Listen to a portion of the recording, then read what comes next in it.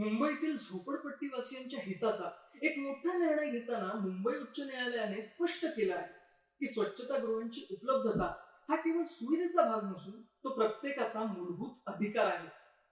सार्वजनिक शौचालय यांच्या दुरवस्थेबाबत दाखल याचिकेत न्यायालयाने हे निरीक्षण नोंदवले.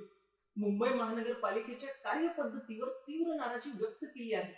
लोकसंख्येच्या तुलनेत शौचालयांची संख्या अत्यंत कमी असणे आणि असलेल्या शौचालयांची दुरावस्था असणे हे संविधानाने दिलेल्या सन्मानाने जगण्याचा अधिकार याचे उल्लंघन असल्याचे स्पष्ट केले आहे.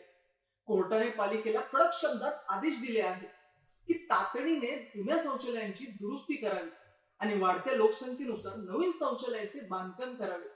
नागरिक सुविधा पुरवणे ही पालिकेची घटनात्मक जबाबदारी आहे. फक्त आश्वासनं नको तर प्रत्यक्ष कृती हवी असे म्हणत कोर्टाने पालिकेला या कामाचा काल मर्यादित कृती आराखडा सादर करण्याचे निर्देश दिले आहेत.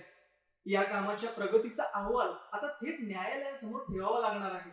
मुंबई सारख्या महानगरात मूलभूत स्वच्छतेसाठी नागरिकांना न्यायालयात धाव घ्यावी लागणे हे प्रशासकीय अपयश अधोरेखित करते. आता न्यायालयाच्या या हस्तक्षेपामुळे मुंबईतील हजारो रहिवाशांना दिलासा मिळण्याची शक्यता निर्माण झाली आहे. मी दीपेश पवार, तुम्ही पाहताय कुलाबा न्यूज 24.